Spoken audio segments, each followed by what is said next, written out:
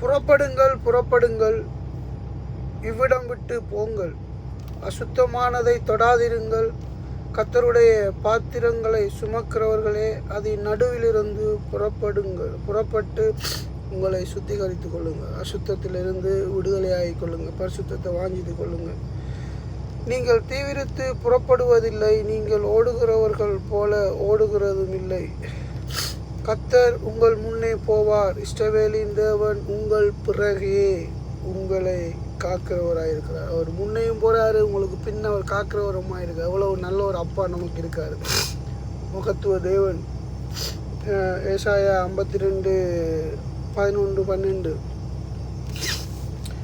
அதில் முதலாவது எழும்பு எழும்பு சியோனே, உன் வல்லமையை தரித்துக்கொள்.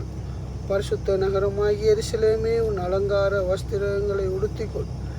விருத்த சேதம் இல்லாதவனும் அசுத்தனும் இனி உன்னிடத்தில் வருவதில்லை.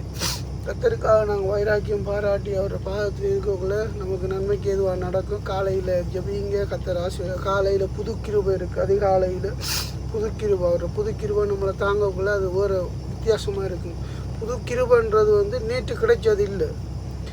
டைம் கூட நேற்று வந்த டைம் இன்றைக்கு வரும். 9 மணி நேற்று வந்தால் இன்றைக்கு வரும், 10 மணி வந்தால் இன்றைக்கு வரும். ஆனால் புது கிருபைன்றது ஒரு கதைக்கு நேற்று நீங்கள் மரக்கறி என்ன சாப்பிட்டீங்களோ அது இன்றைக்கு மரக்கறி சாப்பிடலாம். ஆனால் கிருபை அப்படி இல்லை. நேற்று மரக்கறி என்று பேர் வந்தால் இன்றைக்கு வேறு பேர், நேற்று இறைச்சன் வந்தால் இன்றைக்கு வேறு பேர். அது உங்களுக்கு உதாரணம். புது கிருபை, அவர் இல்லாத கிருபையை அவர் தருவார். அதுதான் நம்மளோட தேவன்ட மகத்துவமான வல்லமையான கிரியைகள். பரிசுத்தத்தை வாஞ்சிச்சு கொள்ளுங்க. இப்போதைய காலங்களில் கிறிஸ்தவர்களுக்குள்ளே பரிசுத்தம் என்றாலே என்னென்று தெரியாத அளவு வாழ்கிறீங்க என்று நான் நினைக்கிறேன்.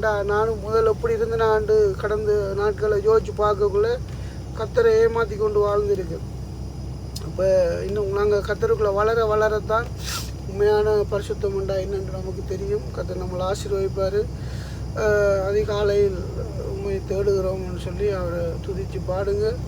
கர்த்தர் எல்லாருக்கும் பலத்தை துருகமாக இருப்பார். ஹல்லேலூயா, ஸ்தோத்திரம்.